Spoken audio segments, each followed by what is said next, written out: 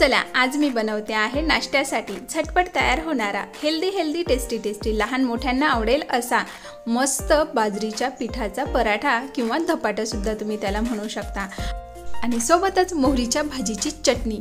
ही चटणी एवढी सुंदर चटपटीत लागते ना की तुमचा विश्वासही बसणार नाही की ही मोहरीच्या भाजीची चटणी आहे म्हणून। तर हॅलो हाय नमस्कार, मी मंगल, वेलकम टू माय चॅनल। तर हा पोटभरीचा नाश्ता बनवण्यासाठी सर्वप्रथम आपण लसण, हिरवी मिरची आणि जिरं ह्याचा ठेचा वाटून घेऊया। त्यानंतर असं एक खोल भांडं घ्यायचं, त्यामध्ये 2 कप बाजरीचं पीठ घालायचं, 1 वाटी घेतली तरी चालते। त्यानंतर अर्धा कप आपल्याला गव्हाचं पीठ घालायचे, कारण बाजरीचं पीठ हे रवाळ असतं, त्याला बाइंडिंग येण्यासाठी गव्हाचं पीठ हे घालावंच लागतं। इथे मी 1 चमचा तूप घातलेला आहे, हे वितळलेलं नाही म्हणून 1 चमचा घातलं। वितळलेलं जर असेल तर तुम्ही 3 चमचे तूप घालायचं आहे। त्यानंतर अर्धा कप दही, चवीनुसार मीठ आणि थोडीशी हळद घालायची आहे।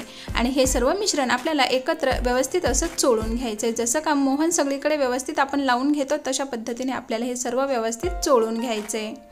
त्यानंतर घालूयात आपण यामध्ये 1 चमचा गूळ। गुळाने आणि दही घातल्यामुळे याला व्यवस्थित अशी छान चव येते आणि बॅलन्स होतं चव याची। त्यानंतर 2 चमचे तीळ घातलेले आहेत। त्यानंतर घालूया मस्त असा झणझणीत वाटलेला लसण, जिरा आणि हिरवी मिरचीचा ठेचा। या ठेच्याने मस्त अशी छान चव येते।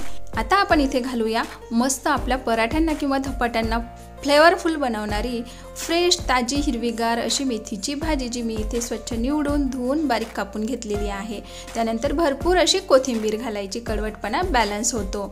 आता याला व्यवस्थित आधी असं चोळून घ्यायचे, कारण हे व्यवस्थित असं कोरडं मिक्स केलं की आपल्याला पाण्याचा अंदाज कळतो। आता हे पीठ भिजवण्यासाठी आपल्याला इथे गरमच पाणी घ्यायचं आहे, कारण गरम पाण्याने या पिठाला मस्त असा मऊपणा येतो आणि थोडंसं स्टिकीनेस येतं, तर त्यासाठी गरम पाणीच वापरायचं आहे। गरम पाणी घालायचं, चमच्याने असं त्याला आधी व्यवस्थित मिक्स करायचं, जेणेकरून आपला हात जळायला नाही पाहिजे। आता हे छान मिक्स झालं की आपल्याला हाताला सहन होईल असं झालं की त्याला असं हाताने व्यवस्थित असं मळून घ्यायचं आहे। अशा पद्धतीने ह्याला छान मळून झालं की आपण ह्यावर थोडंसं झाकण ठेवून व्यवस्थित असं बाजूला ठेवून देऊया। आता आपण इथे घेऊया फ्रेश ताजी हिरवीगार अशी माझ्या परसबागेमध्ये आलेली मोहरीची भाजी। आता मोहरीची भाजी बऱ्याच प्रकारे केली जाते, खाल्ली जाते, पण अशी चटणी तुम्ही एकदा नक्की ट्राय करा। तुम्हाला सांगते तुम्ही सुद्धा फॅन होसाल, म्हणजे तुमच्या लक्षातही येणार नाही की खरंच ही मोहरीच्या भाजीची चटणी आहेत म्हणून। तर ही भाजी मी इथे स्वच्छ धुवून निवडून घेतलेली आहे आणि आता अशी बारीक बारीक बारीक आपल्याला कापून घ्यायची आहे। त्यानंतर आता ठेवूया आपण एक पॅन, तर पॅनमध्ये तेल घालायचं आहे आणि जिरं घालायचं आहे। त्यानंतर यामध्ये घालूया आपण मस्त बारीक असा कापलेला लसण, लसण थोडं जास्त घालायचा। त्यानंतर आपण यामध्ये घालूया एकदम बारीक कापलेला चॉप केलेला असा टमाटर, तर इथे मी 1 टमाटर घेतलेला आहे, जो एकदम बारीक चॉप करून घेतलेला आहे, तुम्ही किसून घेतला तरी चालते। आता आपण हा तेलामध्ये घालून चांगला परतून घ्यायचा आहे। सुरुवातीला आपल्याला यामध्ये मीठ घालायचं नाही आहे। त्यानंतर घालूया आपण धने पावडर, हळद, त्यानंतर लाल मिरची पावडर घालायची आपल्या चवीनुसार आणि थोडंसं गरम मसाला मी इथे घातलेला आहे। आवडत असेल तर घाला, नाही घातला तरी सुद्धा खूप छान ही चटणी होते। आता हे सर्व व्यवस्थित असं मिक्स करून घ्यायचं आहे। मस्त छान हे शिजल्या गेलेलं आहे टमाटर। तर आता आपण यामध्ये बारीक अशी कापलेली मोहरीची भाजी घालून घेऊया आणि सोबतच त्यामध्ये मीठ सुद्धा आपल्याला घालून घ्यायचे, कारण मिठाच्या पाण्याने लगेच आपल्या ही भाजी शिजल्या जाते। पालेभाजीची खासियतच असते की ती परततानीच किंवा मिक्स करतानीच तयार होऊन जाते, त्यामुळे जास्त शिजवायचं काम पडत नाही, अवघ्या 10 मिनिटांमध्ये ही चटणी तयार होऊन जाते। तर असं व्यवस्थित असं त्याला मिक्स करायचं आहे। अवघे फक्त 2 मिनटं याला ठेवायचे। 2 मिनटानंतर आपण त्यामध्ये थोडासा गूळ घालून घेऊया चवीपुरता। त्यानंतर भरपूर अशी कोथिंबीर घालायचं, मिक्स करायचं।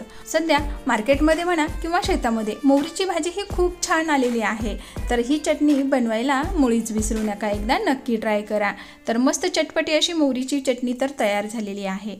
इकडे पीठसुद्धा छान मुरला गेलेला आहे, तर मुरलेल्या पिठाचा एक मध्यम आकाराचा असा गोळा घ्यायचा, कोरड्या पिठात त्याला घोळवायचं आणि तुम्ही बेलण्याने बेलून सुद्धा हा पराठा तयार करू शकता किंवा असं थापून सुद्धा याला घेऊ शकता, कारण थापल्याने काय होतं की याच्या कडा वगैरे चिरल्या जात नाही, कारण एका हाताने आपण त्याला कव्हर करत राहतो। आणि जर बेलण्याने तुम्ही बेलून जर केलं तर ह्याच्या कडा किंवा जे काठा आहेत हे चिरल्या जातील, तर तुम्हाला एखाद्या झाकणाने किंवा एखाद्या प्लेटने ह्याला आकार द्यावा लागेल।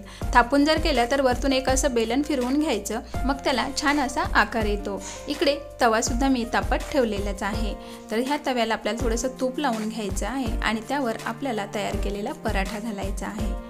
हळूवारपणे हा पराठा आपल्याला तव्यावर घालायचा आणि वरून त्याला थोडंसं तूप सुद्धा लावून घ्यायचं आहे। त्यानंतर सगळ्यात महत्त्वाचं म्हणजे आपल्याला हा पराठा जो आहे हा मंद आचेवरच शेकायचा आहे, घाई करायची नाही. कारण काय होतं की एखाद्या वेळेला वरतून रंग येऊन जातो भाजल्यासारखा, पण आतून तो कच्चा राहू शकतो. त्यासाठी मंद आचेवरच हा पराठा आपल्याला शेकून घ्यायचा आहे. तर हा पराठा शेकते आहे तोपर्यंत आपण दुसरे पराठे तयार करून घेऊयात. आणि हा पराठा शेकताना आपल्याला थोडंसं असं प्रेस करत करत शेकायचं आहे, म्हणजे त्याला रंगही छान येतो आणि व्यवस्थित तो शिजला पण जातो, म्हणजे भाजला पण जातो. तर अशा पद्धतीने खमंग खुसखुशीत पोटभरीचा नाश्ता आपला खाण्यासाठी तयार झालेला आहे. म्हणजेच आपले हे बाजरीचे धपाटे किंवा पराठे जे तुम्ही प्रवासात जर नेले तर 4 ते 5 दिवस सहज टिकतात. तर मग नक्कीच असे बहुगुणी हेल्दी टेस्टी असे पराठे किंवा धपाटे नक्कीच बनवायला पाहिजे, नाही का? आणि सोबत मस्त अशी चटपटी मोहरीच्या भाजीची चटणी बनवायला मुळीच विसरू नका. तर नक्कीच तुम्हाला मी बनवलेली आजची रेसिपी आवडली असेल तर लाईक करा, शेअर करा आणि चॅनलला सबस्क्राईब करा. त्याबद्दल तुमचे खूप खूप धन्यवाद. एन्जॉय.